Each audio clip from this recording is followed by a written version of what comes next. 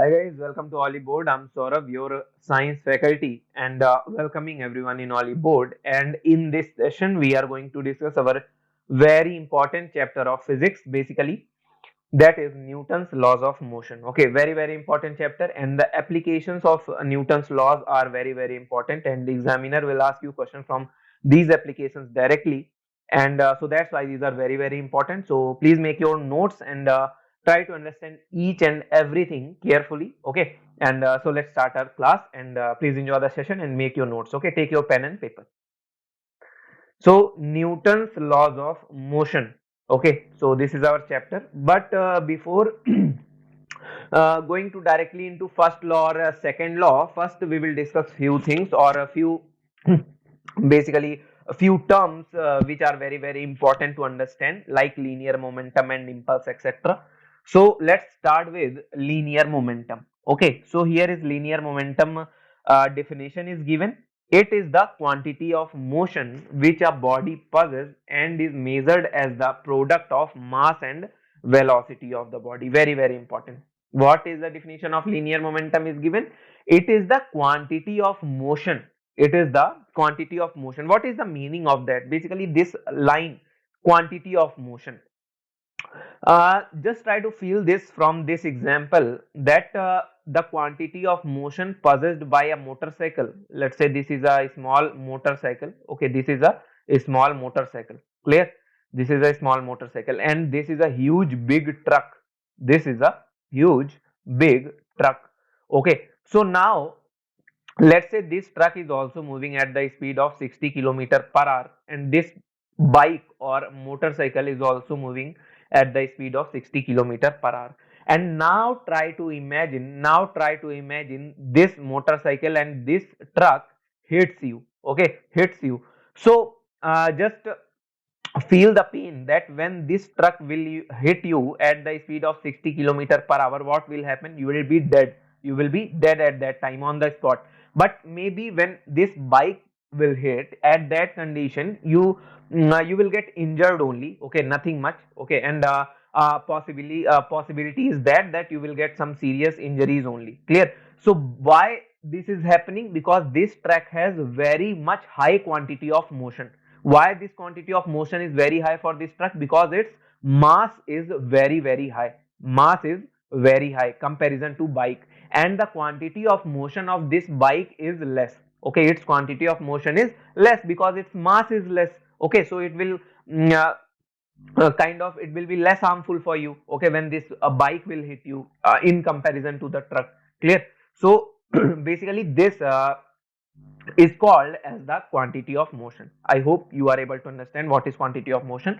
So it is the quantity of motion which a body possesses. Whatever the body is, the body possesses some quantity of motion when it moves. Okay, and that quantity of motion which a body possesses is called as linear momentum. And how you can measure linear momentum? It is nothing but it is a product of mass and velocity of the body. It is mass and velocity of the body. It is represented by small p, that is mass small m into velocity. Clear? This is what? This is your linear momentum. We call it रैखिक संवेग in Hindi.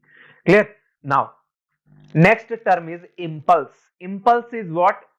There is a one definition that the total change in linear momentum is called the impulse. The total change in linear momentum is called impulse, which means I is equals to, I represents impulse, it is equals to del P. What delta represents? This triangle, or we call it delta. This represents what? This represents change. So the change in linear momentum is called impulse, which means final momentum minus initial momentum, final linear momentum minus of initial linear momentum is called impulse. Is it understood? But there is another definition for the impulse, and what is that? Just try to understand that when a very large force acts for a very small interval of time, the product of force and that time interval, the product of that force and this time, this very small time interval is called as the impulse. Okay, and let's try to understand this from a very good example. Clear? This is a ball. Okay, this is a ball, and let's say this is a ball. you kicked that ball, so this ball is coming towards the wall, and with the speed of whatever you can say, and the mass of this ball is m. Okay, now this ball will come here, and you can imagine that whenever you kick the ball will go and just it will strike to the wall. Okay, just it will strike to the wall and it will reflect out, here your wall, here your ball will come after striking against the wall. Clear? So let's say this ball is coming, and just in milliseconds, you can say, you can see here, just in milliseconds this ball will rebound just in milliseconds. Okay, so but in this millisecond of time, this small ball will exert some very large force on this wall. Okay, this small ball will exert a very large force on this wall for a very small interval of time. So the product of that force and that small interval of time delta t, the product of that force and small interval of time is called impulse. That product of that force, that large force, and uh, that very small interval of time, it is known as impulse. Is it understood? So there are two definitions. First one is that the total change in linear momentum is called the impulse. We got it here, I equals to delta p, that is p2 minus p1. And another definition is, if a very large force acts for a very small interval of time, the product of force and that small interval of time is called the impulse. Is it understood? I hope so. And because this was very, very easy. Clear? And now we will understand inertia. What is inertia? So basically inertia is nothing but it is the inability of the body. It is inability of the body related to whatever you can say, related to movement, related to rest, related to direction. Okay, in every possible condition, whatever the inability of that body is at that time, this is called inertia. Clear?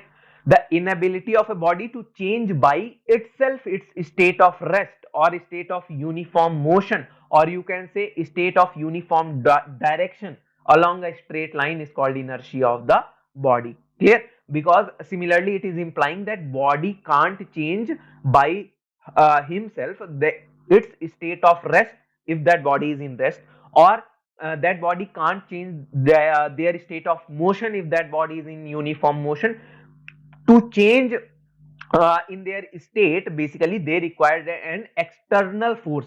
They requires an external force from the outside. External force, that's why we call it external force. They require some external force which plays a role when you want to change their state of rest, or change you want to change their state of uniform motion, or their state of uniform direction, whatever it is. Clear? So that is called inertia. Basically it is the inability of the body. The inertia of body is measured by its mass. Okay, the inertia, how you can measure the inertia of any body? It is measured by its mass. Heavier the body, greater is the force required to change its state, and hence it is inertia. Let's say this block. Okay, I'm just taking a very easy and very normal example. Let's say this is a box of 5 kg. Okay, and this box is at rest. Okay, not moving, and there is another box, and this box is of 50 kg. Clear? And this box is also at rest. So this is what? This is inertia of rest. Okay, this box can't move by himself in any forward or backward direction. To move that box, you need to apply some force from the external source. Okay, so let's say this is a man, and this man is applying force. This man is applying force to this box, and suddenly, because this box is of very light weight, just 5 kg, it will start moving in the forward direction. It will start moving in the forward direction. Now let's say the same man, this man is here, and this man is now trying to move this box in the forward direction. So this man, in the second condition, it requires so much large force in comparison to the first case to move that box in the forward direction. Why this large amount of force is required here? Why this large amount of force is required here? Because the box is heavy. The mass of the box is very high. Okay, mass is very high, so its inertia, basically its inertia is very high. That's why it requires a large amount of external force to change its state of rest. Clear? So large amount of force is required. So basically I hope you are able to understand now that the inertia of a body is measured by its mass.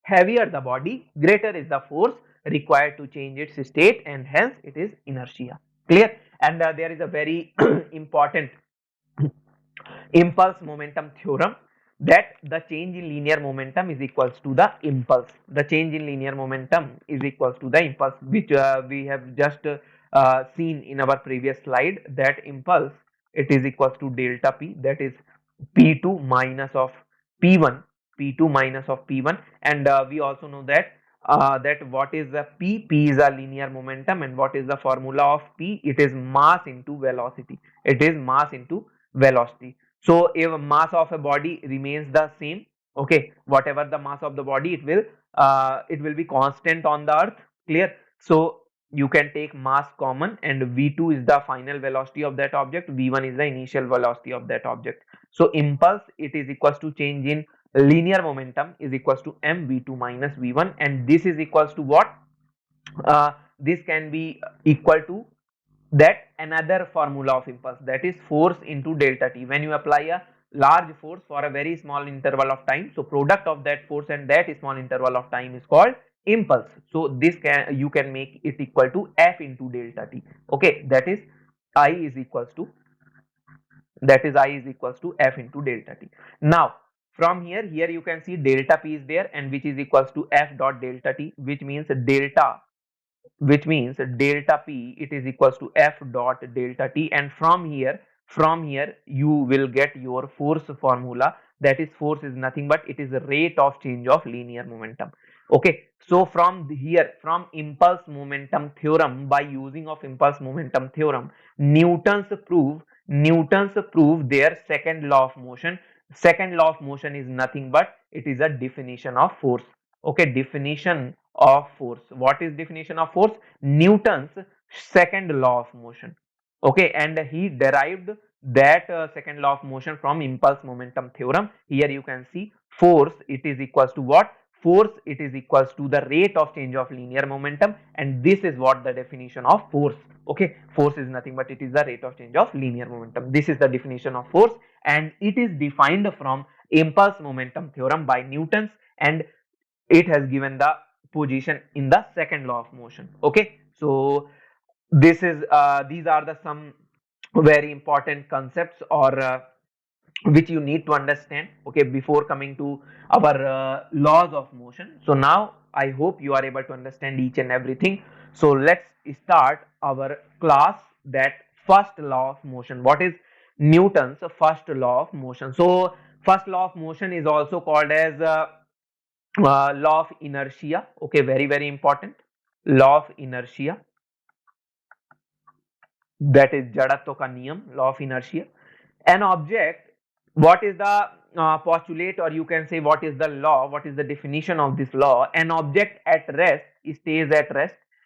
If an object in motion stays in motion with the same speed and in the same direction, unless and until acted upon by an unbalanced force. And this unbalanced force you can also say acted upon by an external force. This unbalanced force is similar to external force, you can say anything. Clear? Now, so this is the first law of motion. As I said earlier also, that if a body is at rest, so this body is not able to move by itself. Okay, it requires some external force. Okay, so whenever you apply that external force, only in that condition that body will change its state of rest or state of its motion. Clear? So basically that thing, basically whatever I said in our earlier slides, basically the reason of that is first law of motion. It explains that explanation, basically, which I had given just earlier. Okay, so what is inertia of rest? Inertia of rest, the inability of a body to change by itself, is the state of rest. Similarly, what is inertia of motion? The inability of a body to change by itself is state of uniform motion. Let's say on a frictionless surface, some car or whatever it is it is moving with a uniform velocity of 20 meter per second. Okay, so this surface is what? Frictionless. There is no any kind of friction. So this body can't stop by itself. Okay, it requires some external force. It requires some external force from the opposite direction, so that you can make this so that this body can come to the rest condition. Okay, so from here you need an external force, so which is called inertia of motion, that the inability of a body to change by itself its state of uniform motion. Clear? Similarly, for inertia of rest, I have just given you a very nice example of 5 kg and 50 kg box. And similarly, the inertia of direction, there are three inertias: inertia of rest, inertia of motion, and inertia of direction. The inability of a body to change by itself its direction of motion, and the example is that satellites revolving around the earth. The satellites revolving around the earth, let's say this is satellite, and it is revolving in our earth's orbit like this. Okay, so this satellite will always revolve around the earth until and unless you are not applying any external force, okay, to change its direction, okay, or to change its direction of motion, or to change its orbit. And let's say if you want to destroy that satellite, okay, so what you need to do, you have to apply some external force so that this satellite change its path or change its direction of motion, so that you can destroy easily, or you can throw that satellite into the space, into that infinite space. Okay, so that is what, that is the inability of the satellite, that it can't change its direction by itself. It's required some external force to change its direction, and that is called inertia of direction. I hope you are now able to understand. Clear? So this is the first law of motion. Clear? Now second law of motion, and as I said, this law defines the force, so we call it measurement of force. We call it what? Measurement of force, or the law of motion which defines force, the law of motion which defines force. Clear? Very, very important. What is the statement for second law of motion? That the rate of change of linear momentum of a body is directly proportional to the external force applied on the body, and this change take place always in the direction of applied force. What it is saying? That the rate of change of linear momentum, that is del p by del t. Rate of change means something is changing with respect to time, something is changing with respect to time. This p is what? This is linear momentum, and it is changing with respect to time. So the rate of change of momentum, that is del p by del t, it is directly proportional to the external force applied on the body. Okay, and in which direction this change will always take place? In the direction in which you are applying the force. Okay, the direction in which you are applying the force, basically. Clear? And when you remove this proportionality constant, you can put the sign of equal to here, and let's say I'm taking constant as 1 into f, that is f, it is equals to del p by del t, which we have already proved in our impulse momentum theorem, because that this is the formula of force, that is delta p by delta t, that is change in, here you can see written, it is here, that force is equals to change in linear momentum upon time interval. And you also know that force, normal definition of force is mass into acceleration. Mass into acceleration is the normal definition of force also. Clear? So but to understand the application of Newton's second law of motion, we are going to use this formula, that force is equals to rate of change of linear momentum.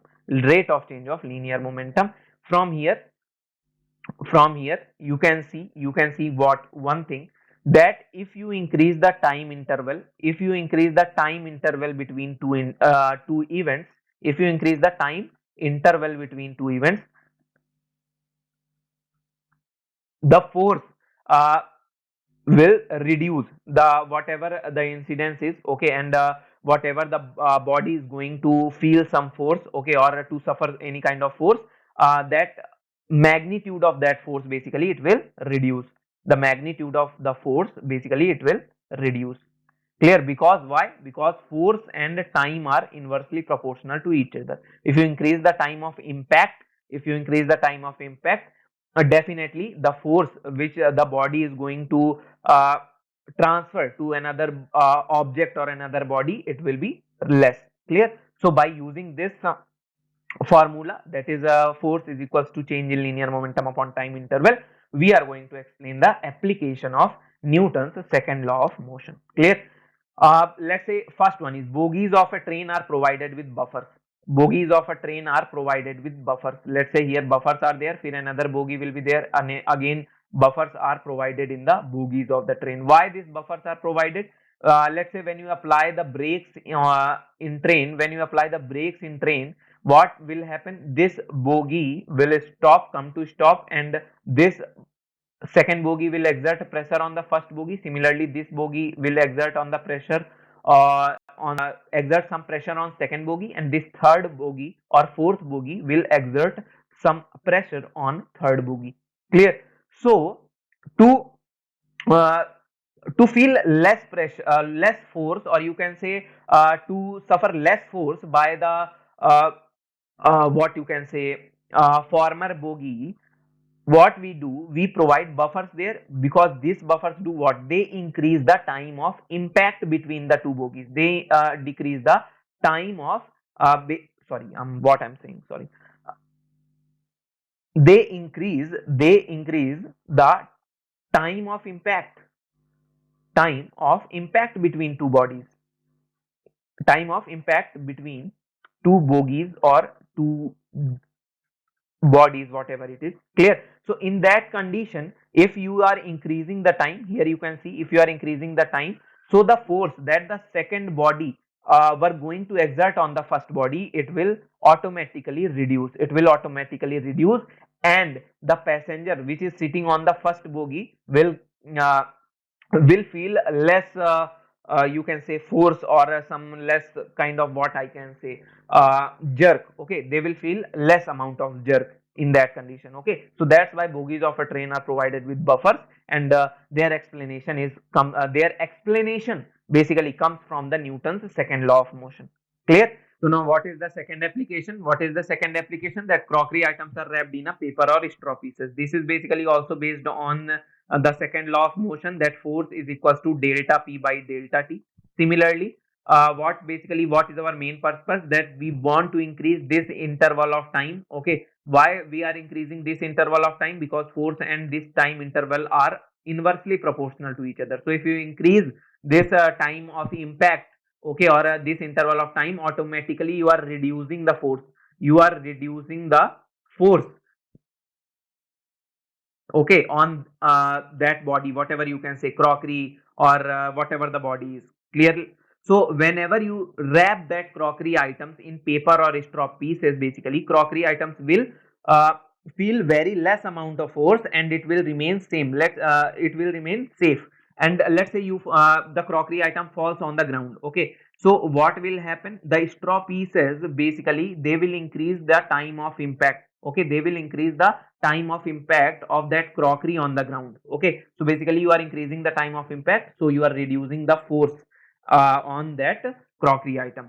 Clear? Now third, an athlete should stop slowly. Similarly, in the same manner, when athlete will stop slowly, that athlete is doing nothing but it is increasing its interval of time. Okay, it is increasing its interval of time, so that their body feel less amount of force. Okay, so their body feels less amount of force. Similarly, the fourth one, in cricket, a player lowers his hand while catching a cricket ball. In that condition also, player lowers his hand, so that sufficient time that ball gets while that ball is hitting or while that ball is striking to the hands of that player, basically. Clear? So he lowers his hand so that he can increase the time of impact, or that delta T time interval, so that that ball, okay, which that player is catching, basically that ball exerts less force or less pressure on the hands of that cricketer. Okay, and or whatever you can say, the fielder. Clear? So these are all the applications which are based on Newton's second law of motion. Clear? Now come to third law of motion.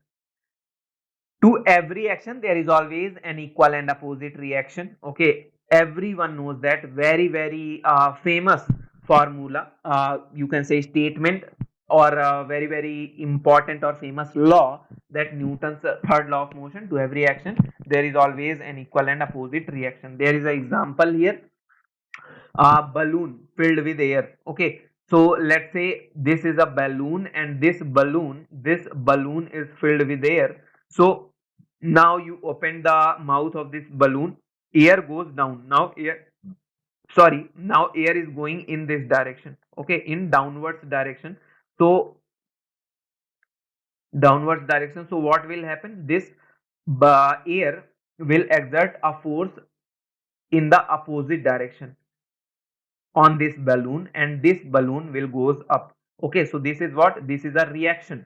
This is a reaction of action. What is the action? That air blows out of the balloon. The air blows out of the balloon, and reaction of that action, this balloon goes up. Okay, so this is action, and for that action you are getting some opposite reaction. For that action you are getting some opposite reaction, and this is called the Newton's third law of motion. For every action there is always equal and opposite reaction.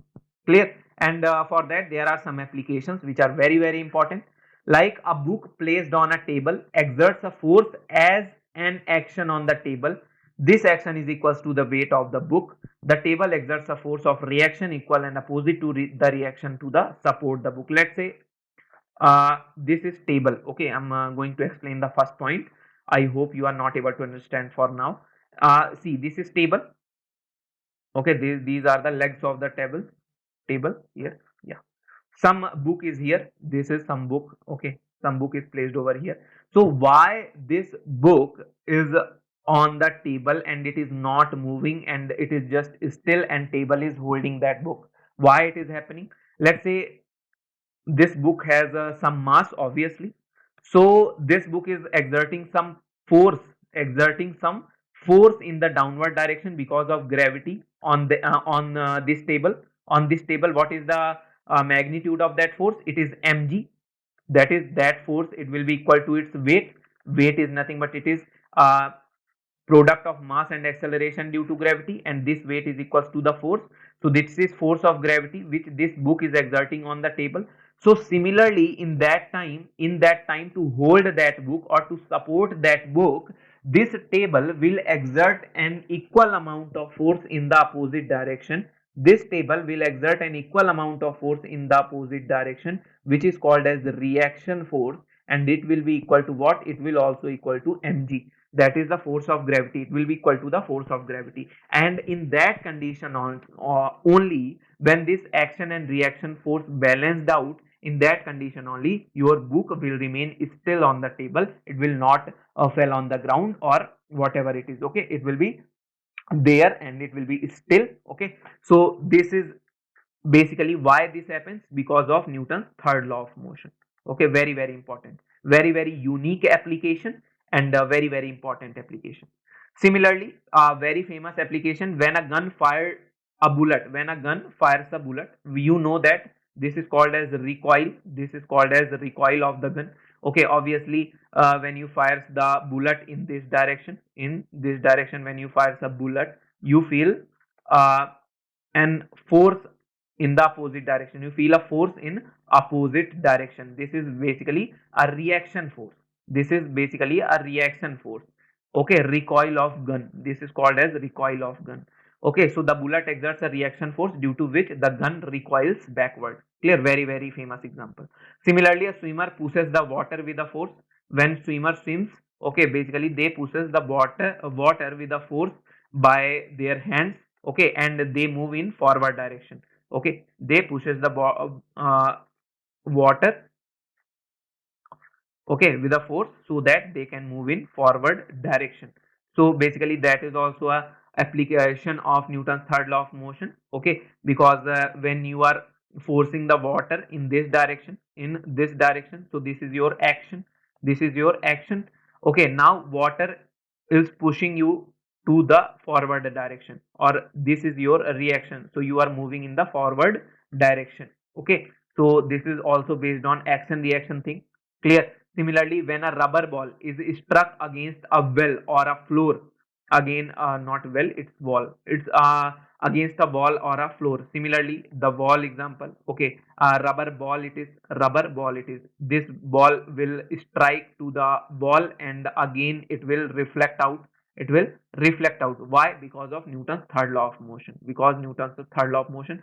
Similarly, the fourth one, when a jet plane or rocket moves in the sky, when a jet plane or rocket moves in the sky, what happens in fourth condition? Basically, let's say this is a rocket, okay, and when rocket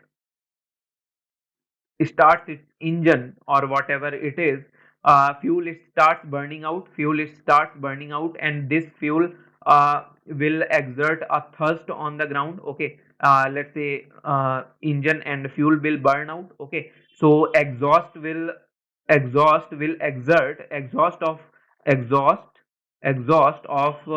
this rocket, basically it will exert a force on the ground, it will exert a huge force, huge force on the ground. And in that condition, ground will exert some reaction force on this rocket, ground will exert some reaction force on this rocket, and in that condition this rocket will start moving in the upward direction, this rocket will start moving in the upward direction. And so the movement of rocket or rocket propulsion, it is also the example of Newton's third law of motion. Clear? Very, very important. And in the last we will discuss principle of conservation of momentum, principle of conservation of momentum, that the total momentum of the bodies before impact is equals to the total momentum of two bodies or after impact. This is simple statement, or in another very simple words you can say, momentum can neither be created nor be destroyed, momentum can neither be created nor be destroyed. Is it understood? Let's say these are two bodies, m1 and m2. Clear? And there is no velocity, okay, velocity is zero, and this is initial condition, I condition. And again these are the same ball, m1 and m2. Now these two balls are moving with velocity v1 and v2 towards each other, okay, towards each other. So what will happen basically in that condition? Or no, this is not the perfect way to explain. Let's say, yeah, this is very perfect example. Let's say this ball is v1 of mass m1 is moving with velocity v1, okay, and this is another ball and of mass m2, and its velocity is 0.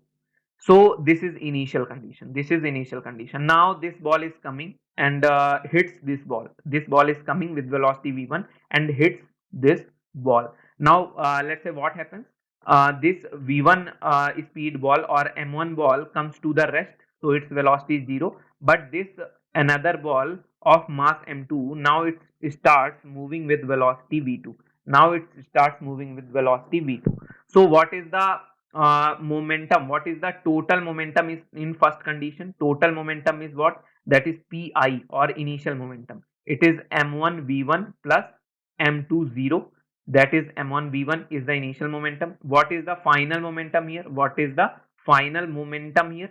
Final pf, it is what? It is m1 0 into m2 v2, that is m2 v2. So in both condition here there are no values given, but this defines the principle of conservation of momentum, that initial momentum pi, it will always equals to the final momentum, that is m1 v1, it will be equal to what? m2 v2, always it will be equal to m2 v2. And this is called conservation of linear momentum, this is called conservation of linear momentum. Clear? Now two examples are there. When a man jumps out of a boat to the shore, here you can say when a man jumps out of a boat to the shore.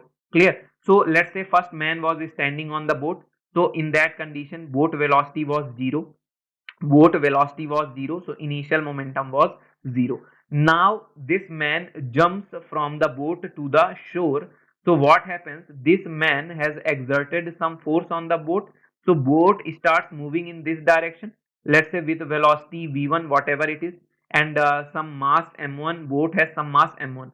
So what is the final momentum of boat here? What is the final momentum of boat here? M1 V1. But this boat is moving in this direction. Okay, this direction. I'm taking this direction as positive. Now this man is moving in this direction. So this is positive. So opposite of positive is negative direction.